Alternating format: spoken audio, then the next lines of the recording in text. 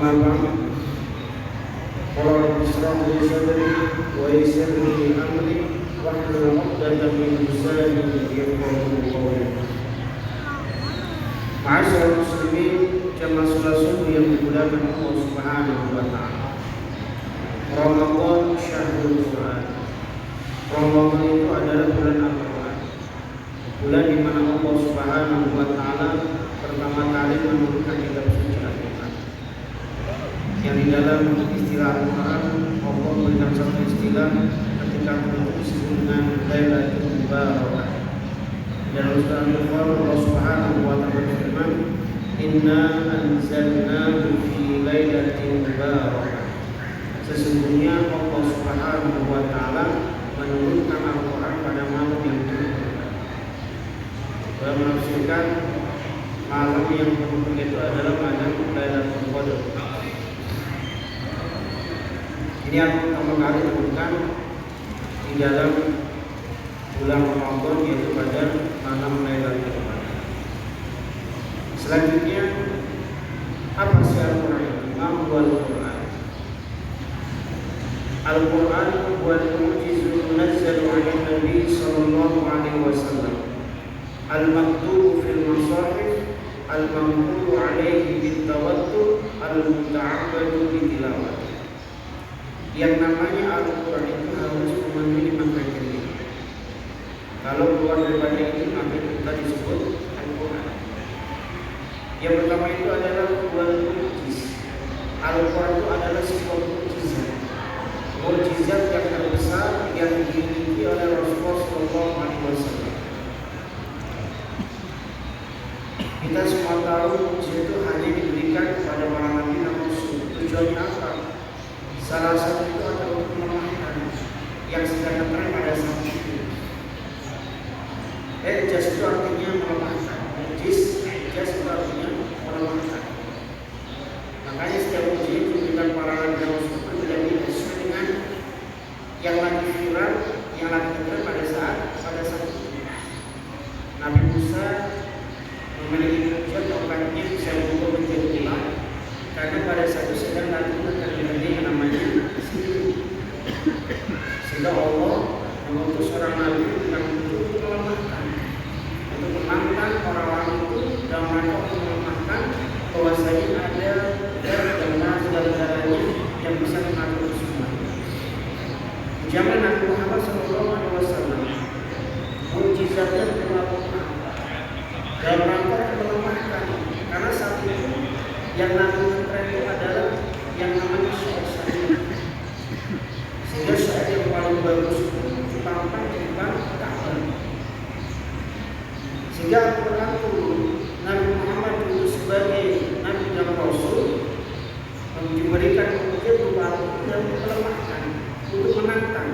Faktu surah ini datangkan, makanya banyak dari dalam itu ayat-ayat yang menantang kepada mereka, datangkan yang serupa, datangkan yang satu ayat, satu surat untuk menantang, ajak orang-orang untuk menantang nantinya Al-Quran. Maka mereka tidak ada yang bisa sanggup menantang. Karena satu itu namanya syair, Masya Allah. Orang-orang Arab kalau membahas itu sangat hebat sekali. Saya pernah membaca ada satu syair. Saya orang Arab pada saat itu yang apabila dibaca dari kanan ke kiri dengan dibaca dari kiri ke kanan itu sama lafaznya.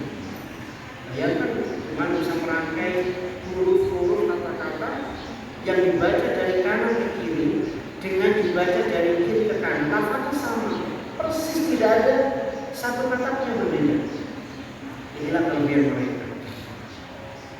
Makanya yang kita lihat di dalam Al-Quran itu kan saat apa?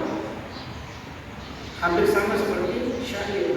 Yang namanya puisi. Kalau kita pernah belajar puisi atau kamus syair pada tingkatan sekolah, biasanya salah satu persyaratan huruf yang patah itu harus sama semuanya. Kalau ada istilah-istilah itu adalah akar, biji, dan sebagainya. Al-Quran juga sama. Tapi Al-Quran bukan syair. Tapi begitu indahnya Al-Quran tersebut, sehingga huruf yang paling berlaku masih sama semuanya.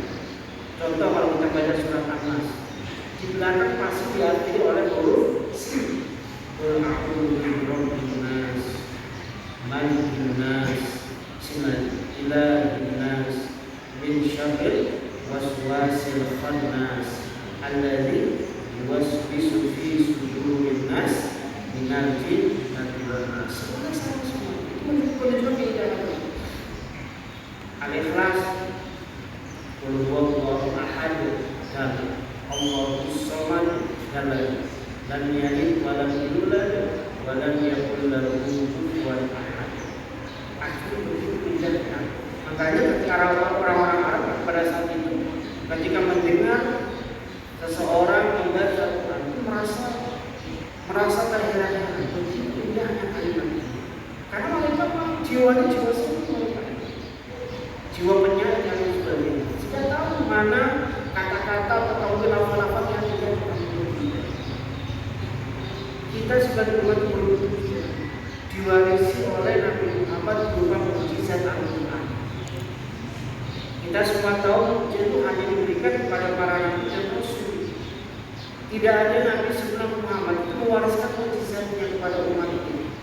Nabi Musa punya mukjizat tongkatnya bisa berubah menjadi ular, bisa membelah lautan, dan tidak pernah mewariskan kepada umat ini.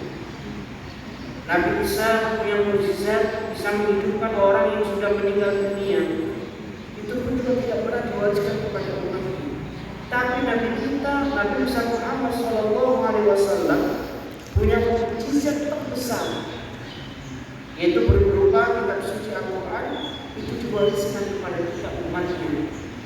Artinya apa? Ketika kita membaca Al-Quran, hakikatnya kita membaca mukjizatnya Nabi Muhammad SAW. Kita sebagai umat yang beruntung bisa mewarisi mukjizatnya Nabi Muhammad. Yang kita semua tahu yang namanya mukjizat hanya diberikan kepada para nabi dan rasul. Tapi kita umatnya bisa merasakan dan bisa memiliki mukjizatnya Nabi Muhammad SAW. Jadi yang pertama, Al-Quran itu adalah sebuah mukjizat. Yang kedua adalah Al-Munazzalu ala Nabi SAW. Yang namanya Al-Quran itu kepada Nabi Muhammad SAW kepada mereka. Makanya kalau dengan sekarang ada orang-orang yang mengaku diri sebagai nabi, yang katanya mendapatkan waktu bohong, semuanya tidak ada. Nabi Muhammad itu adalah khataman anbiya wal mursalin. Nabi Muhammad itu adalah nabi dan rasul yang terakhir, yang tidak ada nabi setelah itu.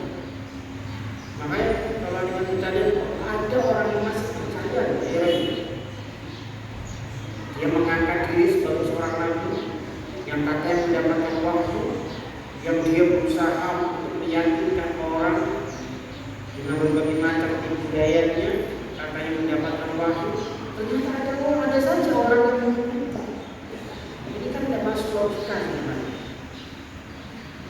Artinya apa? Tidak ada nabi dan rasul. Ketika dengan ada orang akhir-akhir zaman bohong semuanya penuh. Dan Al-Quran hanya diturunkan kepada Nabi Muhammad SAW, bukan kepada yang lain. Dan yang ketiga, yang namanya Al-Quran adalah Al-Maktubu fil Masahif. Al-Quran itu ditulis di dalam mushaf-mushaf. Ketika Allah Subhanahu wa Ta'ala menurunkan Al-Quran pertama kali kepada Nabi Muhammad SAW, itu Nabi Muhammad menulis di kotak korma, menulis di kulit binatang, menulis di batu dan sebagainya. Maka untuk menjaga agar Al-Quran tetap ada. Dan bahkan dia memiliki sekretaris pribadinya, yaitu namanya Zaid bin Thabit. Dia bertugas untuk mengumpulkan dan menulis Al-Quran. Ini Nabi Muhammad SAW. Di samping juga dihafalkan oleh para sahabatnya. Artinya apa itu dalam mushaf. Yang sekarang ada mushaf Al-Quran, itu mushaf. Makanya orang kalau menggunakan mushaf itu adalah keadaan suci. La yamassuhu illa al-mutahharun. Tidak boleh menggunakan Al-Quran kecuali dalam keadaan suci, tidak berhadas. Cuma akhirnya ini banyak umat Islam yang lebih senang membaca Al-Quran, menggunakan aplikasi Al-Quran yang ada di HP ini. Padahal mohon maaf, tidak semua aplikasi Al-Quran yang ada di HP itu mendapatkan tanda tasbih dari lembaga lajnah pentasi Al-Quran. Lembaga itu fungsi fungsinya adalah untuk meneliti. Jadi Al-Quran sebelum beredar ke masyarakat, sebelum dikonsumsi oleh umat Islam, itu harus melalui lembaga namanya Lajnah Pentas di bawah Kementerian Agama. Itu akan dikoreksi ya, sangat detail sekali, mulai dari wakafnya, mulai dari hurufnya, ayatnya, kata semuanya diteliti sampai sempurna. Begitu sempurna maka disebarkan kepada masyarakat. Kalau kita buka mushaf Al-Quran, biasanya halaman paling belakang itu ada tanda tasbih yang berbentuk ayat yang berbentuk Arab. Itu sebenarnya Arab Indonesia. Itu adalah sebagai wujud sah sudah mendapatkan tanda tasbih, sudah melalui koreksi dari lembaga Lajnah Pentas Al-Quran. Sehingga tidak ada yang salah, tidak ada yang meskipun satu huruf atau satu kata saja. Tapi kalau aplikasi di dalam hati itu tidak semua mendapatkan tanda tasbih dari lembaga Lajnah Pentas Al-Quran. Sehingga ada kemungkinan bisa jadi ada satu kata yang hilang. Ya kalau orang itu hafal itu tidak ada masalah. Satu kata saja hilang, orang bisa tahu karena dia hafal Al-Quran. Tapi masalahnya tidak semua umat Islam itu hafal Al-Quran. Sehingga ketika sembarangan menggunakan aplikasi Al-Quran yang ada di HP, ternyata di dalamnya ada satu kata yang hilang. Baru begitu saja. Ini kan fakta. Silakan apa menggunakan aplikasi Al-Quran yang ada di HP. Tapi lihat, apakah aplikasi itu sudah mendapatkan tanda tasbih dari lembaga Lajnah Pentas Al-Quran. Tapi kalau tidak ada, jangan menggampangkan, jangan sekali-kali, karena kita tidak semua hafal Al-Quran. Bisa jadi apa yang kita hafal ternyata ada satu kata yang hilang. Kita tidak tahu. Bahkan yang lebih afdal, lebih baik kita menggunakan mushaf. Allah telah memberikan kekuatan kepada kita dan mengundang semua amalan kepada kita diterima oleh Allah Subhanahu wa taala. Subhanakallahumma wa bihamdika asyhadu an la ilaha illa anta astaghfiruka wa atubu ilaik. Wassalamualaikum warahmatullahi wabarakatuh.